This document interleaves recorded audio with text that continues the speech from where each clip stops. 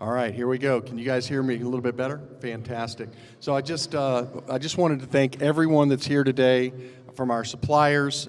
This industry is an ecosystem of wonderful distributors and suppliers, and the magic that makes it all go around is the customers. So I want a huge round of applause for all of our customers who are still here. Thank you guys so much for coming out. I hope that you saw some unbelievable swag that you can't live without. And I know our team is delighted that you're here. I'm delighted you're here. We appreciate it. So what we're going to do is I'm going to turn it over to Miss Morgan here in a minute, who's got a few questions for my dad. We're going to talk a little bit about football, family, and business. And so we'll talk for maybe 15 minutes or so, and then turn it over for Q&A, and then happy hour. So help yourself already to the happy hour if you haven't. And again, thank you guys so much from everybody at Bob Lilly Promotions for being here today and making this a fantastic brand camp experience. Thanks. Morgan. All right, let's get started. So we all know how great of a football player you are, but let's talk about something that people in the crowd might not know, your business ventures, your entrepreneurship mindset. What characteristics from football kind of stemmed into your business ventures once you were done playing the sport? Well, football was knock their head off, and sales is talk their head off. So I tried my hand when I first got out at Fire and Casualty Insurance, tried to work for a company in Fort Worth, and I went around with all the salespeople, and we did real well. I mean, they did. I was there shaking hands. Then I started going out on my own, and I don't think I sold but 2 policies. So I decided that wasn't my game. And anyway, I was doing quite a few appearances. I worked for Black & Decker. They made, all kinds of tools and electric saws and the bench, what was it? The Workmate. Yeah, that was a big one. That's when I first started working for them. And I went all over the country making commercials for Black & Decker, and that was a lot of fun and went on for several years. But in the meantime, I was doing a little speaking at the time to high school banquets and things of that nature, and a man out in Odessa, Texas, called me and asked me if I would come out and speak to the Permian Basin state champions, a football team. So I did. I went out, and they took me out to his home, and it was a beautiful home, and it was on quite a few acres. It looked pretty manicured like this field here. And so I thought, boy, this fellow must be in the oil business. The next day he got me up and took me down to his place of business, and it was a Coors beer distributorship. And I thought, amazing. They didn't even serve beer last night. No, I'm kidding. But anyway, he said, Coors is only as far as Dallas and Midland and El Paso, and it doesn't go east of Dallas, and it doesn't go south of Dallas. And he said, they're fixing to move into Texas all the way to the coast. He said, you ought to put your hat in the ring and see what happens. Well, I had another partner who was really an advisor, and he had a CPA firm here in Dallas, and his name was Don Kaler. Don and I had been friends for all the way through he did my taxes and got to be real good friends. And so I told Don, and he said, it wouldn't hurt to try, see what happens. We can always sell it. So anyway, I called this fellow, his name in Midland, Odessa. I found out his name was Shotgun Henry. I never did know his first name, but that's what they called him. I said, Shotgun, would you send me some sort of books or something on Coors? And so anyway, he did, and I read all the book and practically memorized it, and they were very fastidious about what you look like, what your equipment looked like, what your warehouse looked like, how clean it was, the temperature of the beer, the age of the beer, et cetera, et cetera, et cetera. And I like I say, we had our first interview, and Don could answer all the financial questions, but I could answer all of their detailed questions. What are you going to do with this, and what are you going to do with that? And so anyway, I didn't think we'd had any shot at it.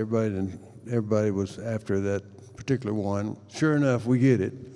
We got no warehouse, no land in Waco. So we go down and we found a piece of land, and actually it had a little rail spur on it, which I later learned you had to have because they shipped the beer in refrigerated cars, and then you take it right immediately into a vault. We had to build a building. We did all that. And then about 4 years later, we decided that we weren't cut out for the beer business. I was driving back home from a Dallas game, and I saw an accident in West Texas, which is on 35 before you get to Waco. And so I went over, and a pickup had turned over, and there was 4 boys, and they were lying around and moaning, and I looked down, and there were Coors beer cans on the ground, and I thought, and here I am selling this stuff, and these kids are drinking. And so I told Don, I said, Don, I think I'd like to get out of the business. Are you interested in my half of it? And he said, no, I've been waiting to hear that for 5 years. So anyway, he, in the meantime, had bought a ranch down in Waco, and so we were able to get rid of it. And about that time, my wife, she said, I'm going to hear a lady speak tonight, a Christian lady, and he said, I want you to come with me. And I said, I don't think they probably wouldn't want me there since I was selling beer. He said, you come with me. He said, or else. So I said, okay. So anyway, I went with Ann, and I got tears in my eyes. A man and a woman were talking about their marriage and how they got saved and how they came together, and that they were giving their testimony all over, and it really touched my heart. So I said, Ann and I decided that we would just, I'd been speaking to high schools and things, and I thought my competitors in the beer business did not like what I was saying. So I thought I'll just leave. And Ann and I moved to Las Cruces, New Mexico. We went a ways. And anyway, out there I decided I love photography, and I bought an old Adobe in a little town called La Mesilla, which is on the opposite side of Las Cruces, on the opposite side of Interstate 10. And I renovated that and hired a group to do that. I put in 2 dark rooms, 2 offices, 2 galleries, a full kitchen and suite, and I had black and white dark room, color dark room, and a framing room, and then, like I say, 2 offices, and started a gallery. I represented all the artists out there that painted or picture taking, and that's when I really got involved. And anyway, the time came that we wanted to come back to Texas, and I sold that. I had rebuilt it to make bathrooms in the color dark room, which was smaller, and a bedroom in the black and white dark room, and then one of the offices could be a bedroom, and then there was a full bedroom, and the family is still running it. That's been a long time. So anyway, came back to this area, and we came back to Graham, Texas. My hometown was only 35 miles away, Throckmorton, and so we could see our kinfolks and so forth. And anyway, but in the meantime, Bobby was having fun and driving vehicles, and I think he drove. The Cowboys gave me a station wagon. They had a Bob Lilly Day after I retired, and I think Bobby put a few dents in that, didn't you, Bobby? Trial and error. Anyway, it's been an interesting life, and we have done that. What I don't know. I've been in the oil business. Not a big shot in the oil business by any means, but had production, still have a little production, and we have enough to live on. And we actually came here from a Bible study. And where was I last night, man? Syracuse, New York. Yeah, and we finally got to bed at 1 o'clock. So if I seem a little spacey, I am. So anyway, ask me questions if you want to. Yeah. Somebody. So moving into the family aspect of things, it's great to hear about your career. It's been, all over the place, which is awesome. Your son developed Bob Lilly Productions, which works with companies like TCU and American Airlines. What's the inspiration behind this company? The inspiration behind this company is well, we started this company in 1999, so this is our 25th anniversary.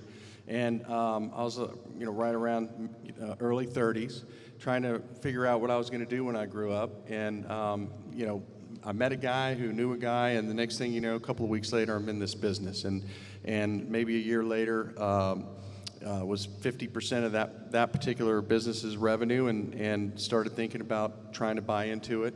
And, the lessons that really held me well when I started thinking about getting into this was watching my dad transition from football, seeing the different things that he had tried, being able to see him and Tom Landry and hear him talk about Tom and the values and the virtues that the Cowboys espoused that seemed counterintuitive. The whole God, family, and football priorities for life, and then watching my dad live that out. Me working for him at the Coors distributorships from like 14 years old on. Had a couple of jobs there that were definitely candidates for the world's nastiest jobs, for sure. And just, having him and my uncle try to instill the Lilly work ethic in me at 14, which I was, battling. But anyway, fast forward to, how this company started. I absolutely love what we do.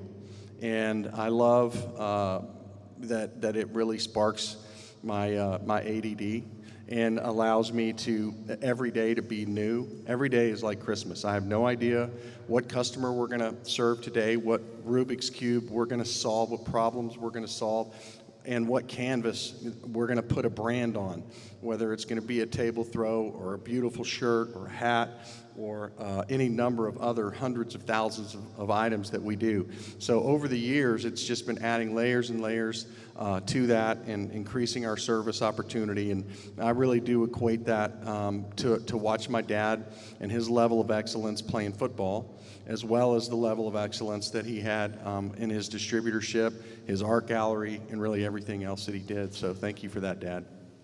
You're welcome. You're doing a great job. I wish I'd had you as an employee. Other than recycle. You didn't want me then. He was a recycle man. So what are some of your favorite things that you have at your company? What are some of the best sellers, but also your personal favorite? Well, my favorite things at my company are wearing jerseys. My employees, my staff, are my absolute favorite thing. They're my inspiration every day. I love you guys, and I love working with you. As far as merchandise goes, apparel is thought a little bit as the king. And I have to be careful what I say because everybody in here, we love everything that all of our suppliers provide to us. Apparel is about 60% of our industry. I like clothes. I always did. I like apparel, so I enjoy that, and I enjoy selling it. Caps are a part of that. Love caps. But then you get into the hard goods, and you've got drinkware, you've got bags, you've got all writing instruments and notebooks and notepads. There are so many things that I love, and honestly, people ask me all the time, what's your favorite thing right now, or what's the hottest seller? And I look at them like a deer in the headlights, because I don't look at my business as in what thing do I want to go sell everybody. I really look at my customers and say, what do you need? What are you trying to accomplish? What needle do you need to move in your business to make a difference to your team and to your customers and to what you're trying to get accomplished? And, it may be a branded pencil, that is the absolute best canvas for the message and the perfect fit for that budget. And from a logistics perspective, it's right on point. Or it may be something far more complicated and interesting than a pencil. So I don't poo-poo any item, because there are things that are the exact right thing for different clients at different moments in time. So honestly, I'm enamored and love the entire industry and all of these really cool promo items. Well, I think now we would like to open up any questions that people in the crowd might have. What's your favorite NFL memory? Well, my favorite NFL memory was winning Super Bowl VI. As a team, not just as part of a team. But anyway, we had been so close so many times to being in the Super Bowl. We had been in the Super Bowl the year before, and we lost that. But before that, we played Green Bay in the mid-'60s, 65, because the first Super Bowl was in '66, and they beat us in Dallas. I think the linebacker hit Meredith's arm, and the ball flew up in the air, and they covered it, and they beat us. Otherwise, we win. We go up the next year to Green Bay in the Ice Bowl, and we lose in the last 3 seconds. And I had a long talk with Jerry Kramer about that recently. And anyway, that quadrant of the field, I think that the temperature was actually 35 below zero, and we had about 18-mile-an-hour wind. So it was 50 or 60 below with chill factor. And that quadrant, they had a copper pipe going under it, circulating warm water. And the day before it was 18 degrees, and it was very nice, very soft, and everywhere we stepped, we left a little pock mark, and every time we fell down, we took off a little skin. But anyway, we didn't hold them on the goal line, and they scored and went ahead. And so we were in the playoffs the next couple of years, and finally we got to play Baltimore and lost that game by 1 point, I think, or 3 points or whatever it was. And the next year, of course, Roger was our starting quarterback, and we went down, and Miami had a great running game. We were actually, our defense, that's what we were really good at, was stopping the run. And we were watching them. They had Zonka, and they had Kick, and they had Mercury Morris, and they had some good linemen. And so we spent probably an extra hour or two watching film, the defense. And it's amazing what an extra hour or two will do for you. We held them to 3 points. We shut down their run the first half totally, and we didn't know that they could pass because they hadn't been doing it. But anyway, that was their weapon, and Warfield was their real weapon. But Coach Landry, he put Mel Renfro on Warfield, and if Warfield got by him, which happens occasionally, Cornell Green was next. Cornell was about 6'5", and he was an All-American basketball player his junior and senior year in Utah State. He could jump probably 5 feet off the ground, and he ran down. He saw Mel slid, and he jumped up and tipped the ball away from Warfield just before the half.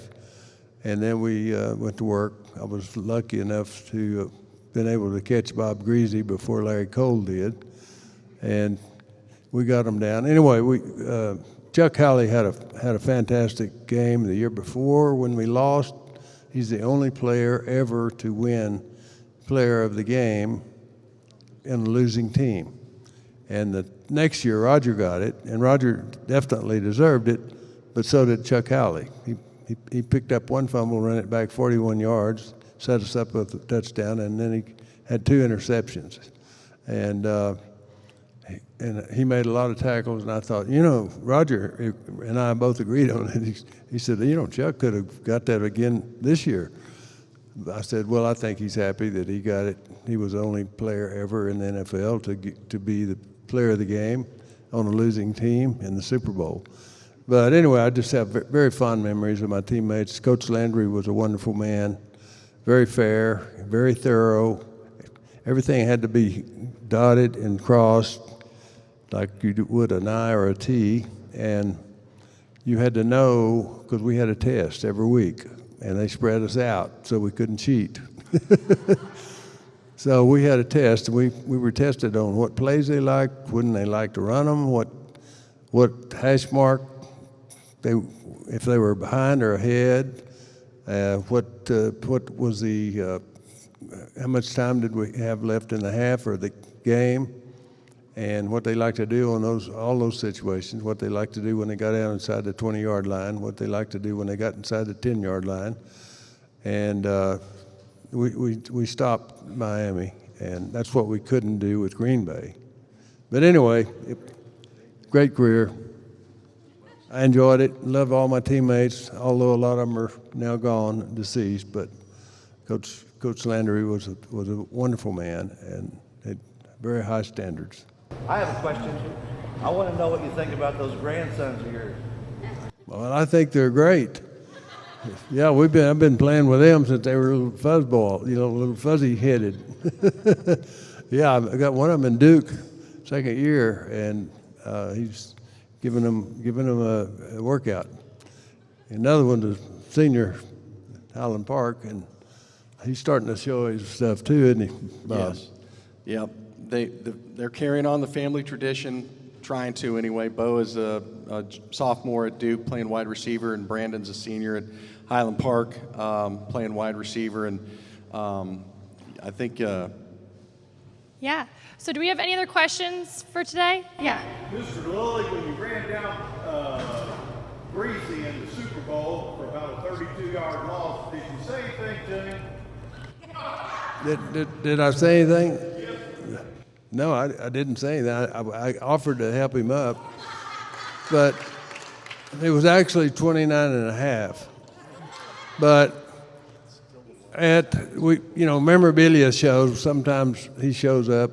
I mean, we don't go to all of them. We just go to a few of them. But sometimes we are there at the same time. And so generally I used to go up and say, you know, Bob, how's everything and all that? And he said, not you again.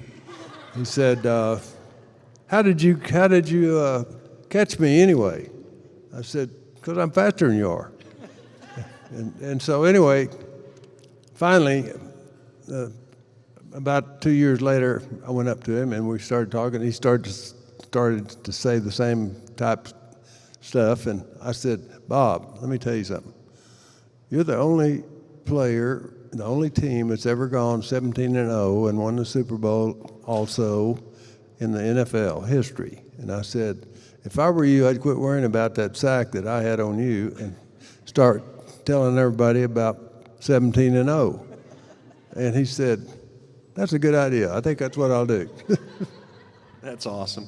Well, Dad, thank you for being here. You honor us with your presence. We appreciate you for showing up at our brand camp.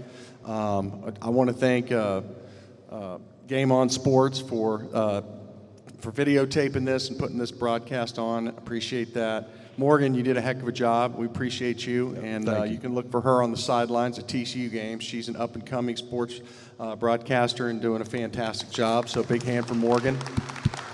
And then a big hand for the BLP employees, our suppliers, and our wonderful customers. Thank you all for coming out. We love you guys.